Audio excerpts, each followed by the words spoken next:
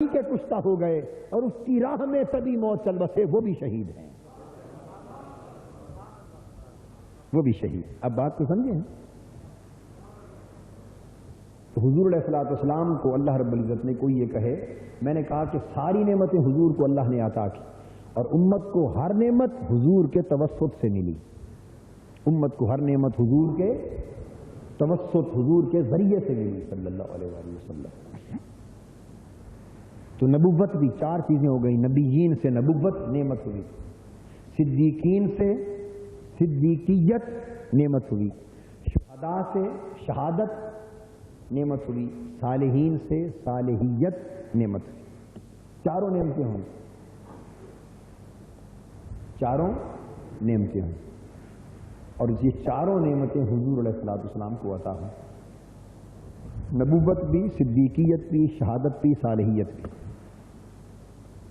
اب نبوت کے لیے تو حکم آ گیا کہ اب امت میں حضور کے خاتم النبیین ہونے کے ناطے اب منصب نبوت تو کسی کو مل نہیں سکتا، مگر فیضان نبوت قیامت تک جاری۔ یہ جو پچھلی تین شکلیں ہیں یہ فیضان نبوت ہی کی شکلیں ہیں، یہ صدیقیت بھی فیضان نبوت ہے، شہادت بھی فیضان نبوت ہے، صالحیت بھی فیضان نبوت ہے۔ تو نبوت کسی کو نہیں مل سکتی حضور کے بعد، مگر نبوت کا فیض پوری امت کو حسب حال مل رہا ہے، ہر ایک کو اس کے ظرف کے مطابق مل رہا ہے، ہر ایک کو ظرف کے مطابق مل رہا ہے۔ اس میں سے ایک فیضان نبوت اور نعمت، اس نبوی دسترخوان کی نعمتوں میں سے ایک نعمت شہادت بھی ہے۔ قرآن مجید نے حضور علیہ السلام کو بھی شہید کہا۔ حضور علیہ الصلوۃ والسلام کو میں نے آپ کو کہا کہ شہادت بھی معنوی ہے اور حسی۔ حضور علیہ السلام کو شہید کہا، فرمایا وَيَكُونَ الرَّسُولُ عَلَيْكُمْ شَهِيدًا، اور لوگوں، اور یہ رسول صلی اللہ علیہ وسلم تمہارے اوپر شہید ہے، رسول تمہارے اوپر بولیے شہید۔ اب یہ نقطہ سمجھانا چاہتا ہوں کہ حضور، آپ سوچیں گے حضور کیسے شہید ہو گئے، کیونکہ آپ کا وصال تو طبی موت سے ہوا، تباً ہوا، وفات ہوئی، آپ کی مرض ہوئی، بخار ہوا، علالت ہوئی، اس سے وصال ہو گیا۔ میدان جنگ میں تو شہید نہیں ہوئے، مگر قرآن کہہ رہا ہے کہ یہ رسول تمہارے اوپر شہید ہے۔ دوسرے مقام پر ہر نبی کے لیے کہا فَكَيْفَ إِذَا جِئْنَا مِنْ كُلِّ أُمَّةٍ بِشَهِيدٍ وَجِئْنَا بِكَ عَلَىٰ هَٰؤُلَاءِ شَهِيدًا۔ قرآن نے ہر نبی کو شہید کہا اور کہا کہ وہ کیسا منظر اور نظارہ ہوگا قیامت کے دن جب ہم ہر امت میں، ہر امت پر اس کا ایک شہید لائیں گے، گواہ لائیں گے، اور وہ نبی ہوگا۔ اور اے محبوب، ہر نبی کا شہید یعنی گواہ نبی جدا جدا ہوگا، وَجِئْنَا بِكَ عَلَىٰ هَٰؤُلَاءِ شَهِيدًا، اور پھر آدم علیہ السلام سے لے کر قیامت تک ساری امتوں اور سارے نبیوں پر تنہا آپ کو شہید لائیں گے۔ تو ہر نبی کی شہادت اپنی امت پر ہوگی اور آپ کی شہادت پوری کائنات نبوت پر ہوگی، ساری امتوں پر، ساری ملتوں پر، اور ان کے تمام انبیاء پر شہادت ہوگی۔ وَجِئْنَا بِكَ عَلَىٰ هَٰؤُلَاءِ شَهِيدًا، سب پر شہادت ہوگی۔ اب سوال یہ پیدا ہوتا ہے کہ شہید کس طرح ہوئے، حضور کیسے شہید ہوئے، اور یہ جو قتل ہو جاتے ہیں یہ کیسے شہید ہوئے؟ اس کے لیے شہید کا معنی سمجھنے کی ضرورت ہے۔ یہی فلسفہ بھی ہوگا، ویسے تو فلسفہ، شہادت کے فلسفے کے بہت سے رخ ہیں، بہت سے رخ ہیں، بے شمار جہتیں، اور حقیقت شہادت کے بھی بے شمار پہلو ہیں، اور معنی شہادت کے بھی بے شمار گوشے ہیں۔ اب اس وقت میں جتنی گفتگو ہو سکتی ہے میں اتنی کر دیتا ہوں، یہ جاننے کے لیے کہ حضور علیہ السلام کیسے شہید ہوئے، اور یہ جو قتل ہوتے ہیں اللہ کی راہ میں، جن کے لیے فرمایا لا تقولوا لمن يقتل في سبيل الله اموات بل احياء ولكن لا تشعرون، جو اللہ کی راہ میں قتل کر دیے جاتے ہیں ان کو مردہ نہ کہا کرو، ان کو مردہ نہ کہا، یہ تو زندہ ہے اور تمہیں ان کی زندگی کا شعور نہیں ہے۔ تو یہ شہید قرآن کی نص سے زندہ ہوئے، قرآن مجید کی نص کی روح سے، بولیے بل احیاء، مر کر بھی زندہ ہوئے، قرآن کہہ رہا ہے، اور منع کر دیا خبردار ان کو مردہ نہ کہو، خبردار ان کو مردہ نہ کہو، ان کو مرا ہوا بولیے نہ کہو، جو قتل ہو گئے ہیں اللہ کی راہ میں ان کو مرا ہوا نہ کہو۔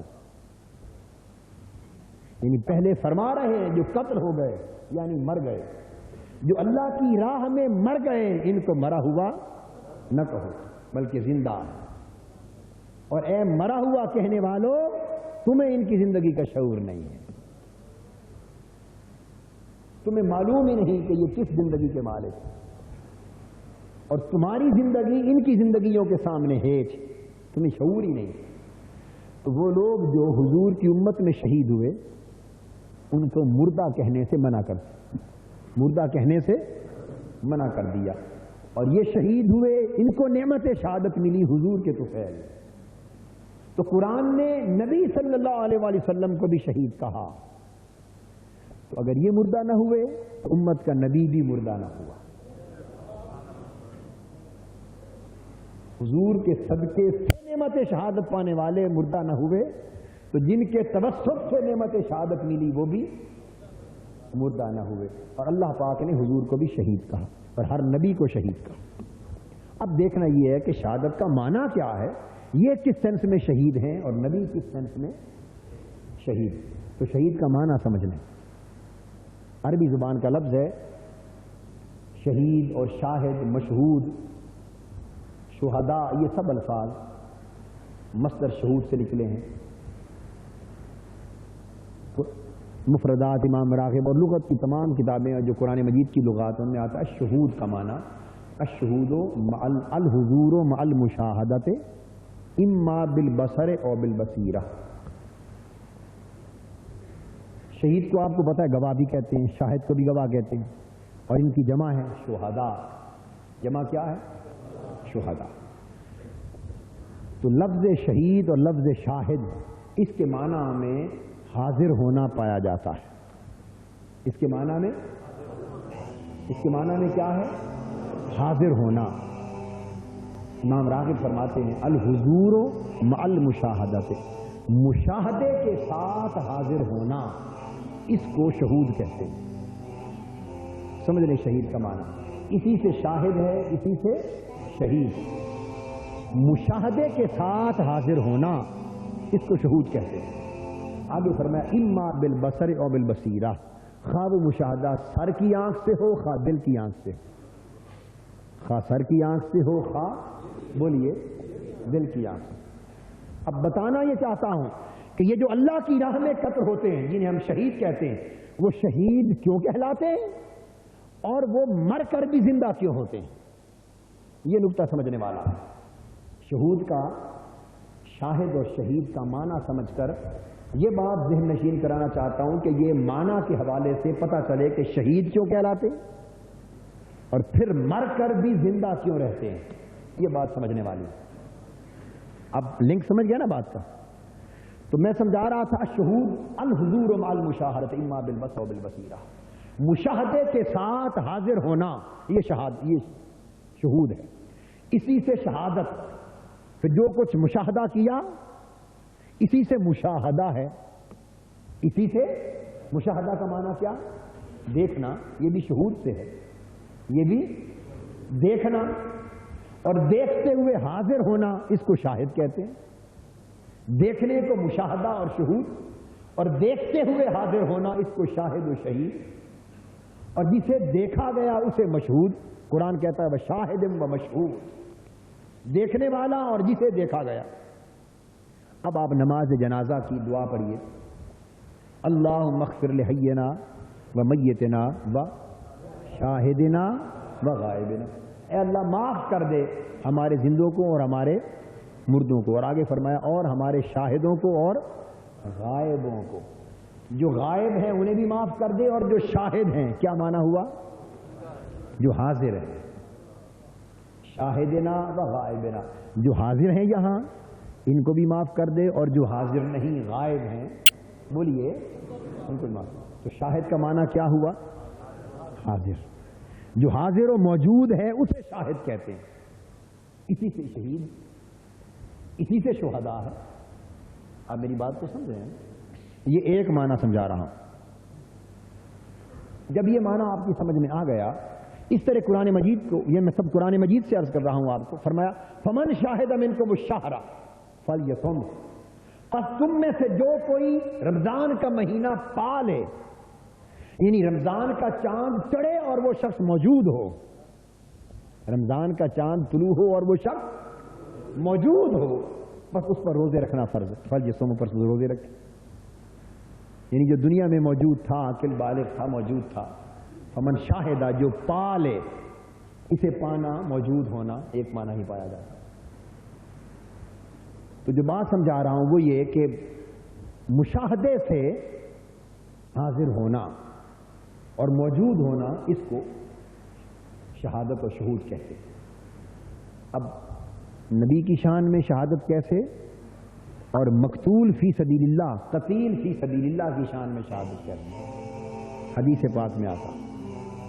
اب بتاتا ہوں کہ یہاں شہید کے لفظ کا اطلاق کیسے ہوتا ہے. حدیث پاک میں ہے کہ جب کوئی شخص اللہ کی راہ میں جان دیتا ہے، شہید جو ہو جاتے ہیں، کیا شہید ہو جاتے ہیں. تو اللہ کی راہ میں جب جان دیتا ہے تو اس وقت جب تلوار چلتی ہے اس کے گلے پر، تو وہ ایک ایسے نظارے میں ہوتا ہے، حسن الہی، حسن مطلق اور حسن الوہیت کا وہ مشاہدہ کرتا ہے اس لمحے جب تلوار چلتی ہے اور اس کی روح قفس انصری سے پرواز کرتی.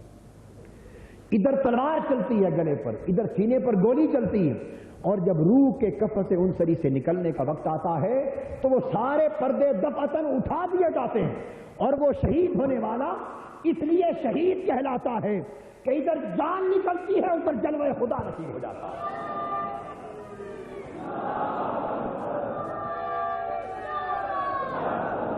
وہ جو عمر بھر پردے پڑے رہے تھے اور جلوہ حق اس کی نگاہوں سے اوجھل تھا، اور وہ آرزو کرتا رہا عمر بھر کے مولا کوئی دن آئے کہ تیرا حسن مطلق دیکھوں، کوئی دن آئے کہ حسن الوہیت کا جلوہ کروں، کوئی دن آئے کہ تیرے حسن لا زوال کو تکوں، تیرے حسن کے نظارے میں مست اور گم ہو جاؤں.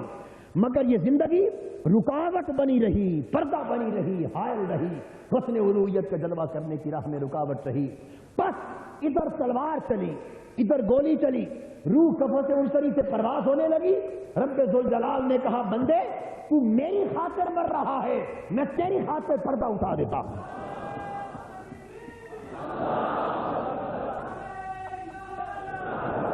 ادھر روح قفس انصری سے پرواز کرنے لگی، ادھر حسن الوہیت بے نقاب ہو کر آنکھوں کے سامنے آ گیا. بس مرنے والا ہے تو مرنے ہی والا تھا. تلوار کا درد اتنا تھا، گولی کا درد اتنا تھا جو کسی اور کو لگے تو لگتی ہے. تلوار کسی اور پہ چلے تو جو درد ہوتا ہے، کانٹا کسی اور کو چبھے تو درد ہوتا ہے. درد تو اس کو بھی اتنا ہی ہونا تھا، مگر فرق یہ تھا کہ وہ گولی کھا رہا ہے اور ہائے ہائے کر کے مر رہا ہے، چیخ رہا ہے. اسے گولی لگ رہی ہے مگر جلوہ یار آنکھوں کے سامنے ہے. اور جلوہ یار آنکھوں کے سامنے جب ہوتا ہے تو اس کے مزے میں انسان یوں گم ہوتا ہے کہ ایک کیا ہزار تلواریں بھی چل جائیں تو خبر نہیں ہوتی. تو حدیث پاک بخاری اور مسلم میں آتا ہے، حضور نے فرمایا کہ شہید پر جب تلوار چلتی ہے اور وہ جان دیتا ہے تو اس تلوار کا درد اسے اتنا بھی نہیں ہوتا جتنا چیونٹی کے کاٹنے کا ہوتا ہے. جتنا چیونٹی کے کاٹنے کا درد ہوتا ہے اتنا بھی نہیں ہوتا. اب بولیے اس تلوار کے درد کو چیونٹی کے کاٹے کے درد سے بھی کم کس شے نے بنا دیا؟ ہائے ہائے، کبھی غور نہیں کیا؟ تلوار اور گولی جو چلی اس درد کو چیونٹی کے کاٹے جیسا درد کس نے بنا دیا؟ کیا کوئی دوائی لگی ہوئی تھی؟ کیا کوئی کیمیکل تھا؟ کیا کوئی اور ایسا انتظام تھا کہ درد ساتھ ہی ساتھ کم ہو جائے؟ کوئی میڈیکل ٹریٹمنٹ مل گیا؟ نہیں. تلوار اسے بھی لگی، اسے بھی چلی، گولی اسے بھی چلی، اسے بھی چلی. درد دونوں کا یکساں تھا، بس احساس میں فرق ہو گیا. وہ نابینا تھا، اسے دکھائی کچھ نہیں دے رہا تھا، فقط درد ہی درد تھا. اور ادھر درد بھی تھا اور ادھر نظارہ بھی تھا، مشاہدہ بھی تھا. اس مشاہدے میں ایسا گم ہوا کہ درد بھول گیا. تو اس مشاہدہ حق کی وجہ سے وہ شہید کہلاتا ہے کہ جان دیتا ہے تو جان دیتے ہوئے مشاہدہ کرتا ہے، دیکھتا ہے، اور خود کو اس کی روح حدیث پاک میں آتی کہ شہید کا خون ابھی زمین پر نہیں گرتا، شہید کا خون زمین پر نہیں گرتا کہ اس کی روح بارگاہ عزی میں حاضر ہو جاتی، تو حاضر بھی ہو گیا اور مشاہدہ بھی ہو گیا۔ الحضور مع المشاہدہ، حاضر ہونا مشاہدہ کے ساتھ، مشاہدہ یہی کروا دیا، حضور اوپر ہو گیا، جان نکلی تو مشاہدہ ہو گیا جلوہ حق کا، ادھر مشاہدہ ہوا، ادھر روح علیین پر اللہ کے حضور پیش ہو گئی۔ تو شہید مقتول فی سبیل اللہ کی راہ میں قتل ہونے والا شہید اس لیے کہلاتا ہے کہ وقت قتل اسے رب الجلال کے حسن صفات کا مشاہدہ بھی ہوتا ہے اور روح اللہ کی بارگاہ میں حاضر بھی ہوتی ہے، دونوں باتیں نصیب ہوتی۔ قرآن مجید سے سمجھیں اس طرح کیسے درد کا احساس ہو، پوچھئے نا زنان مصر سے، وہ جن کے ہاتھ میں قرآن مجید کی سورہ یوسف گواہ ہے، چھری دے دی اور سیب دے دیے، پھل دے دیے، اور حضرت یوسف علیہ السلام سے درخواست کی زلیخا نے، قرآن مجید ہے، حکایت تو نہیں ہے کوئی کتابی، عرض کیا کہ ذرا ایک بار میری ساکھ کا معاملہ ہے اور نبی آپ کریم، نبی کریم ہوتے ہیں، بے شک میں آپ کی بدنامی کا باعث بنی، مگر باوجود اس کے آپ اللہ کے نبی ہیں، میری ساکھ کو آپ پھر بھی بچا لیں گے، تو پردہ اٹھا کے گزر جائیے تاکہ میرے اوپر جو تہمت لگی کہ یہ غلام کو دیکھ کر دیوانہ ہو گئی، وہ تہمت اتر جائے، یہ بات شہزادیاں بھی دیکھ لیں کہ یہ غلام تھا یا کچھ اور، اس کو دیکھنے سے کیا ہوتا ہے ان کو سمجھ آ جائے گی، ان کو دیکھنے سے کیا ہوتا ہے سمجھ آ جائے گی، اور یہ سمجھ نہیں آتی جب تک دیکھا نہ جائے۔ یہ سارے جھگڑے اسی بات کے ہیں، جو دیکھتے ہیں وہ سمجھ جاتے ہیں، جنہوں نے نہیں دیکھا وہ مناظرے جھگڑے کرتے رہتے ہیں، سارے جھگڑے اسی بات کے، جو دیکھ لیتے ہیں وہ سمجھ جاتے، جو چکھ لیتے ہیں انہیں سمجھ آ جاتی، اور جو نہیں چکھتے انہیں عمر بھر سمجھاتے چلے جاؤ انہیں ذائقے کی سمجھ آئے گی۔ جنہوں نے نہیں چکھا، کیلا نہیں کھایا اور کھا کے اس کا ذائقہ چکھا ہی نہیں، انہیں ساری زندگی کتابوں پہ کتابیں لکھ کے بھر دو، کیلے کا ذائقہ سمجھاتے رہو اور تقریریں کرتے رہو کہ کیلے کا یہ ذائقہ، ایسا مٹھاس، ایسا ذائقہ، ایسی حلاوت، ایسی شیرینی، عمر بھر کوشش کرو سمجھ میں آئے گی بھی کیلے کا ذائقہ کیا ہے، بالآخر مجبور ہو کے آپ کہہ دیں گے بھائی میں تو سر پیٹ کے رہ گیا، یہ سمجھانے سے سمجھ ہی نہیں آ سکتا، دلائل سے سمجھ نہیں آ سکتی بات، اگر سمجھنا ہے تو بھائی چکھ کر دیکھ لو۔ تو دوستو جو چیز آتی ہی سمجھ میں چکھنے سے ہے وہ دلائل سے کہاں سمجھ میں آئے، تو کیلا کتابوں پر دلائل کے لکھنے سے کیلے کا ذائقہ سمجھ میں نہیں آتا، چکھنے کی بات، تو جو چیز دیکھنے سے ہی سمجھ میں آتی ہے وہ بیان سے سمجھ میں نہیں آتی۔ اس لیے اگر بیان سے سمجھ میں آتی تو زلیخا کبھی مصر کی شہزادیوں کو جمع نہ کرتی، وہ یوسف کو حسن سمجھا دیتی کہ ایسا حسین ہے، ان کو بھی سمجھ آ جاتا، مگر نہیں، اسے پتا تھا کہ کروڑ سمجھاؤں ان کی سمجھ میں، جو بات دیکھنے سے سمجھ میں آئے گی وہ سنانے سے، سننے سے سمجھ میں نہیں آئے، تو درخواست کی کہ ایک بار پردہ اٹھا دیں، گزر جائیں۔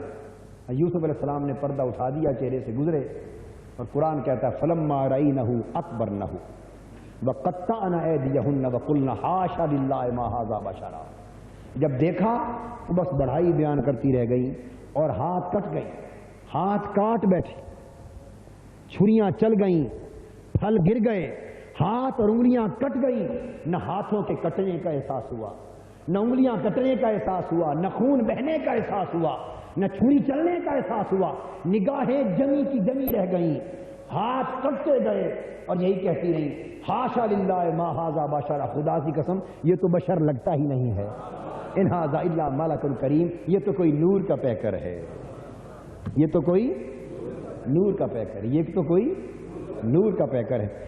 حضرت یوسف علیہ السلام بشر تو تھے، ان کی بشریت کا کوئی انکار کر سکتا ہے؟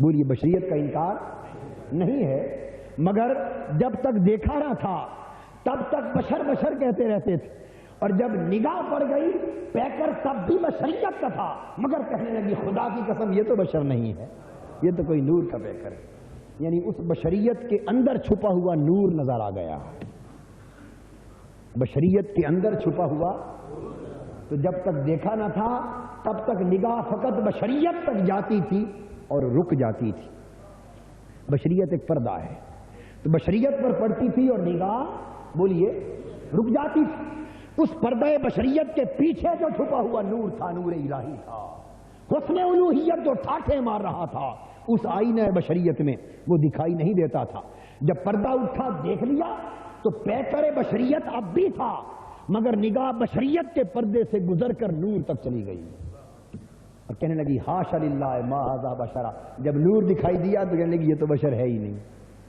تو یہ میں نے جملہ معترضہ سمجھا دیا. یہ نور بشر کے جھگڑے بھی ہمارے معاشرے میں علماء یوں ہی ڈالتے پھرتے رہتے ہیں. نورانیت بھی حق ہے، بشریت بھی حق ہے. نورانیت بھی حق ہے اور دونوں چیزیں حق اور شریعت ہیں اور قرآن و سنت کے حکم کتابیں ہیں. اس پر جھگڑا کرنا جہالت ہے. فرق اتنا ہے کہ جس نے نہیں دیکھا اس کی نگاہ فقط بشریت تک رکی رہتی ہے، وہ بشر بشر کہتا رہتا ہے. جو دیکھ لیتے ہیں ان کی نگاہ بشریت سے گزر کر نور کو تک لیتی ہے، وہ نور کی بات کرتا ہے. اتنی بات. وہ بھی حق ہے، یہ بھی حق ہے. وہ بھی حق ہے. دیکھنے اور نہ دیکھنے کا فرق ہے. دیکھنے اور نہ دیکھنے کا. تو انگلیاں کٹ گئی تو جمال یوسف دیکھ کر ہاتھ کٹنے کا احساس نہ ہوا، تو جب شہید جمال الہی دیکھتا ہے تو اسے گردن کٹنے کا احساس کیسے ہوگا؟ اور حدیث پاک میں آتا ہے کہ شہید جب جنت میں ہوں گے، کون؟ تو اللہ پاک فرمائیں گے جنتیوں کو، بھئی جو وعدے میں نے تم سے کیے تھے سب نے پا لیے، خوش ہو. محلات ہیں، چشمے ہیں، نہریں ہیں، باغات ہیں، حوریں ہیں، غلمان ہیں. وَلَكُمْ فِيهَا مَا تَشْتَهِي أَنفُسُكُمْ، جو چاہتے ہو مل جاتا ہے، خوش ہو. تو حدیث پاک میں سب جنتی جواب دیں گے کہ مولا خوش. اب فرق سمجھاتا ہوں خالی جنتیوں اور عاشقوں کا. خالی جنت کے طالبوں کا اور حسن الہی کے طالبوں کا بڑا زمین آسمان کا فرق ہے. جنت کے طالبوں کا اور حسن الہی مولا کے طالبوں کا، عاشقوں کا بڑا فرق ہے.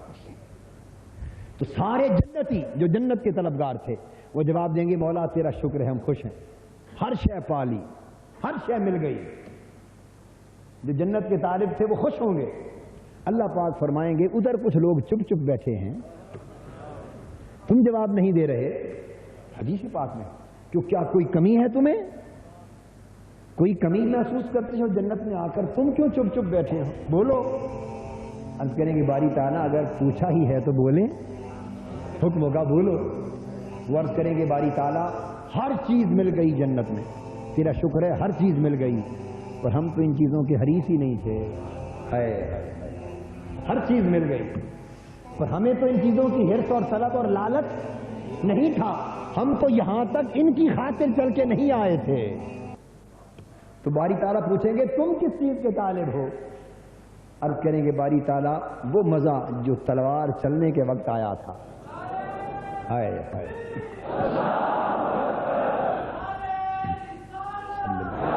جب تلوار چلی تھی، جب گولی چلی تھی، جب وقت شہادت آیا تھا اور پردہ اٹھا تھا اور تیرا مسکراتا ہوا حسن آنکھوں کے سامنے آیا تھا، اس مشاہدے کے دوران تلوار چلنے کا جو مزہ آیا، مولا تیری ساری جنت دیکھ لی وہ مزہ کہیں نہیں آیا. تیری ساری جنت میں مزہ کہیں نہیں آیا. بس اس مزے کی کمی محسوس کرتے ہیں، باقی سب کچھ ہے. مولا فرمائیں گے پھر کیا چاہتے ہو؟ کیا چاہتے ہو؟ عرض کریں گے مولا اگر ممکن ہو تو پھر واپس بھیج دے، واپس بھیج دے، میدان میں جائیں، پھر تلوار چلے تیرا دیدار ہو پلٹ آئیں، پھر جائیں تلوار چلے پلٹ آئیں. اس طرح عمر بھر جیتے رہیں، تیرے دیدار پر مرتے رہیں اور آتے رہیں پلٹ پلٹ کر. ہمیں تو یہ پسند ہے. مگر آپ کو معلوم ہے کہ آخرت میں جانے کے بعد انسان پلٹ کر واپس. تو مقصد یہ کہ شہید کو شہید اس لیے کہتے ہیں کہ جب اس کی جان نکلتی ہے تو یار کا جلوہ ہوتا ہے، محبوب حقیقی کا دیدار ہوتا ہے، اور محبوب حقیقی کی بارگاہ میں اسے حاضر کر دیا جاتا ہے اس کی روح کو. اس لیے وہ حاضر بھی ہوتا ہے، دیکھتا بھی ہے، سو شہید کہلاتا ہے. تو یہ جو معنی شہادت ہے یہ حضور علیہ السلام میں بدرجہ اتم موجود ہے. فرق یہ ہے کہ کسی کو نکتہ سمجھنے والا ہے، کسی کو یہ شہادت حاضر ہونا خدا کی بارگاہ میں اور پردے کا اٹھ جانا اور دیدار ہو جانا، کسی کو یہ نظارہ اس کے حال کے مطابق تلوار چلنے سے ہوتا ہے، کسی کو بغیر تلوار کے نصیب ہو جاتا ہے. نبی کو بغیر تلوار کے نصیب ہو گیا. آقا دو جہاں کو جب ثم دنا فتدلا فکان قاب قوسین او ادنا، جب کعبہ قوسین او ادنا پر بلایا اور پردے اٹھا دیے اور جلوہ حق حضور کو نصیب ہو گیا تو حضور خدا کی بارگاہ میں حاضر بھی ہو گئے اور مشاہدہ بھی فرما لیا. تو کسی نے تلوار کے ذریعے یہ حال پایا مگر اس کے مقام کے مطابق، اور حضور نے کعبہ قوسین پر یہ حال پایا اور کہیں بلند، اتنا بلند کہ اس سے بہتر شہادت ہو ہی نہیں سکتی، اس سے بہتر شہادت۔ اور پھر نہ صرف وہ، پھر امت کے اوپر بھی حاضر اور گواہ بنا دیا، امت کو بھی دیکھنے والا احوال، وَيَكُونَ الرَّسُولُ عَلَيْكُمْ، تمہارے اوپر گواہ بنا دیا، تمہارے اوپر۔ اور گواہ میں نے بتایا کہ جو دیکھتا ہو، مشاہدہ کرتا ہو، ضروری نہیں کہ نگاہ سر کی آنکھ سے، دل کی آنکھ سے دیکھے تب بھی گواہ ہے۔ تو حضور امت کے گواہ ہیں کیونکہ دل کی آنکھ سے امت کے احوال کا مشاہدہ فرماتے ہیں۔ تو حضور کو یہ شہادت بدرجہ اتم ملی، اور امت کے شہداء کو، اولیاء کو بھی شہادت ملتی۔ ایک حدیث پاک میں آتا ہے، ایک شخص کا جنازے جا رہے تھے اور وہ قتل نہیں ہوئے تھے، جنگ میں، غزوہ میں قتل نہیں ہوئے تھے، عام موت واقع ہوئی تھی، جنازے گزرے، حضور نے دیکھ کر فرمایا یہ شہداء ہے۔ حدیث پاک، یہ شہداء، یہ سند کوٹ کی ہے میں نے تاکہ معلوم ہو جائے کہ بغیر تلوار کے بھی شہادت ہوتی ہے۔ تو اولیاء اللہ کو جو کشتگان خنجر تسلیم را، یہ تو ایک بار جان دیتے ہیں نا، اور اللہ کے جو عاشق ہوتے ہیں وہ ہر رات جان دیتے ہیں۔ آخر شب دید کے قابل تھی بسمل کی طرف، وہ جو آخر شب اٹھتے ہیں اور مسلح پہ تڑپتے ہیں تو ایک ایک طرف میں 100 بار جانے دیتے ہیں اللہ کی راہ میں۔ یہ کشتگان خنجر، یہ خنجر تسلیم کے شہید ہوتے ہیں، اور ہر زمانے ان کو نئی جان ملتی ہے، وہ پھر قربان کرتے ہیں، جان ملتی ہے قربان کرتے ہیں، عشق الہی کے مرغ بسم اللہ۔ تو یہ اولیاء صلحاء کو بھی مقام شہادت ملتا ہے اگر وہ اللہ کی بارگاہ میں خود کو فنا کر کے اس درجے پر جا پہنچیں۔ تو یہ شہید کا معنی ہے، اس لیے وہ شہید کہلاتا ہے۔ اور زندہ کیوں؟ اب اس کو تفصیل سے بات کہی جا سکتی تھی مگر وقت ختم ہو گیا، تو میں نہیں چاہتا کہ یہ تھوڑا سا مفہوم یہ بھی رہ جائے، بات ادھوری ہو جائے گی، اور پھر ہماری ملاقات اس اگلے جمعہ کو تو نہیں ہے، شاید ممکن ہے میں اگلے جمعہ کو آ جاؤں، جمعرات تک واپسی ہو جائے، ممکن ہے صبح سرحد کے دورے سے، یہ بھی ممکن ہے کہ جمعہ وہیں آ جائے پھر اگلے جمعے پہ آؤں، بہرحال پہنچ گیا تو ملاقات انشاءاللہ جمعہ کو ہو جائے گی۔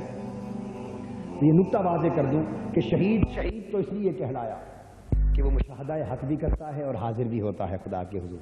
اور زندہ کس لیے؟ مر کے زندہ کیسے ہوتا ہے؟ مر کے زندہ کیسے ہوتا ہے؟ وہ یہ کہ جب وہ شہید ہوتا ہے اور جلوہ حق آشکار ہوتا ہے تو اللہ کے حضور اس کی روح پیش ہوتی ہے، تو اللہ پاک کے نور کا مشاہدے کا جو پرتو پڑتا ہے وہ پرتو اس کی روح کو ابداً حیات عطا کر دیتا ہے۔ جیسے پودا اگر آپ اگائیں اور سورج کی روشنی پڑتی رہے، پانی ملتا رہے تو ہرا بھرا تازہ رہتا ہے نا، حالانکہ سورج کروڑ ارب میل کے فاصلے پر پودے کے اندر ہوتا ہے سورج یا دور؟ بولیے، مگر پودوں کو توانا رکھتا ہے سورج، کیسے؟ دور رہ کر اپنی تپش کے ذریعے، اپنے اثر سے، بولیے اپنے اثر سے، اپنی وہ تپش اور اثر اس کو حرارت دیتا رہتا ہے پودے کو، اور پودا زمین پر رہ کر، سورج آسمانوں پر رہ کر اس کی تپش کے اثر سے پودا زندہ رہتا ہے۔ اللہ رب العزت کا جب مشاہدہ ہوتا ہے شہید کی روح کو، وہ نبی ہو یا شہید اور ولی ہو، جب اس کا مشاہدہ ہوتا ہے، خواہ وہ تلوار کی شکل میں ہو خواہ وہ بغیر تلوار کے، میں سمجھا چکا ہوں بات، تو جب مشاہدہ حق نصیب ہوتا ہے روح کو تو روح سورج سے بھی زیادہ چمک اٹھتی ہے، اس بندے کی روح سورج سے بھی زیادہ، بولیے، جب جلوہ حق آشکار ہوتا ہے تو وہ اللہ کا مشاہدہ، اس کا جلوہ اپنے نور کے پرتو سے روح کو چمکا دیتا، سورج سے بھی زیادہ چمک اٹھتی۔ اب بعد از انتقال جس کی روح چمک جائے، جس کی روح چمک جائے تو جسم بے شک اس کا قبر میں پڑا ہو اور روح علیین میں ہو، تو جیسے سورج آسمانوں پر رہ کر اپنے اثر سے زمین کے پودے کو زندہ سلامت رکھتا ہے، تو اس ولی، نبی اور شہید کی روح علیین پر رہ کر سورج سے زیادہ چمکنے والی ہوتی ہے، وہ اپنے اثر سے قبر میں پڑے ہوئے جسم کو سلامت رکھتی ہے، قبر میں پڑے ہوئے جسم کو زندہ، تابندہ، تر و تازہ سلامت رکھتی ہے، چونکہ روح کا جسم سے رابطہ رہتا ہے، روح کا جسم سے، یہ حدیث پاک سے ثابت، رابطہ رہتا ہے۔ جب بھی کوئی قبر پہ جا کے سلام کہتا ہے تو روح قبر میں پلٹ کے سلام کا جواب دیتی ہے۔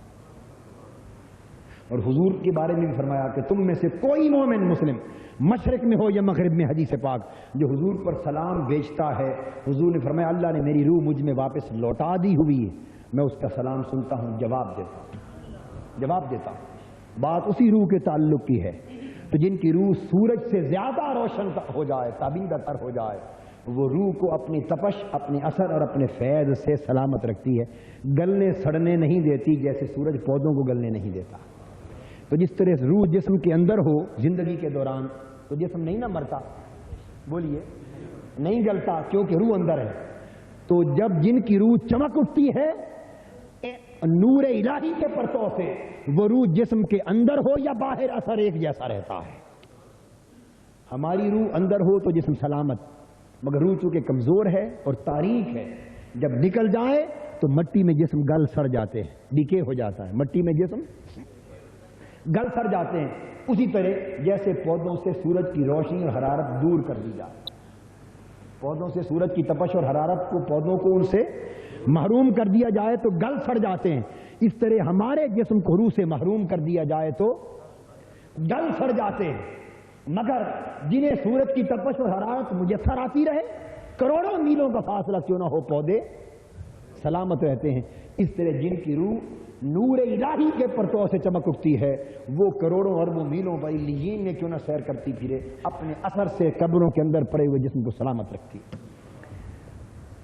یہی وجہ ہے کہ آپ کو پتا ہے حضرت سلمان فارسی رضی اللہ تعالیٰ عنہ اور حضرت جابر بن عبداللہ، یہ صحابہ 1400 سال کے بعد یہ بغداد کے قریب سلمان پاک جو ہے، سلمان پاک مدائن، وہ جو دریائے دجلہ کی وجہ سے ان کی قبریں کھودی گئی ہیں، تو تاریخ کا واقعہ ہے آج سے 60-70 سال پہلے کا۔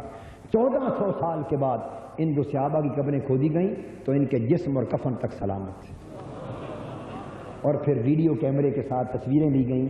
عراق گورنمنٹ نے 21 توپوں کی سلامی کے ساتھ ان کو دوبارہ دفن کیا اور سینکڑوں غیر مسلم مسلمان ہو گئے۔ یہ تاریخ کی ایک زندہ حقیقت ہے، ساری دنیا جانتی ہے۔ 1400 سال بعد جسم سلامت نکلے، کس شے نے سلامت رکھا؟ کیا کیمیکل پروسیس ان کی جسموں پر نہیں ہوا ہوگا؟ وہ جو ڈیکے ہوتا ہے گالس، یعنی 50 سال ایک پیریڈ ہوتا ہے، 10 سال سے 50 تک عام طور پہ ہڈی گوشت سب کچھ کھایا پیا جاتا، مگر 1400 سال بیت گئے، جسم تو کیا کفن بھی سلامت رہے۔ یہ کیا تھی؟ اس شہادت نے روح کو اتنا روشن کر دیا تھا کہ وہ روح اب جہاں بھی ہو، جسم جہاں بھی ہو، وہ اپنے تپش اور اثر سے جسم کو سلامت رکھتی۔ اس لیے فرمایا قرآن نے کہ جو میری راہ میں مرتے ہیں وہ بے شک مرتے ہیں، مگر انہیں مردہ نہ کہو، کیونکہ وہ مرے ہیں اور میری راہ میں مرے ہیں۔ میں نے روح کو اتنا تابندہ کر دیا ہے کہ قیامت تک وہ اب ان کے جسم بھی سلامت رہیں گے، اور ان کی زندگی ایسی ہے کہ تمہیں اس کا شعور بھی نہیں ہو سکتا۔ اللہ تبارک و تعالی ہمارے حال پہ لطف و کرم فرمائے۔ یہ شہادت کا ایک معنی بیان کیا، بہت سے معنی اس کے علاوہ ہیں اور طویل مضامین ہیں، پھر انشاءاللہ آئندہ جب کبھی موقع ہوگا اللہ پاک ہمیں ضرور بیان کریں۔ وما علینا الا البلاغ۔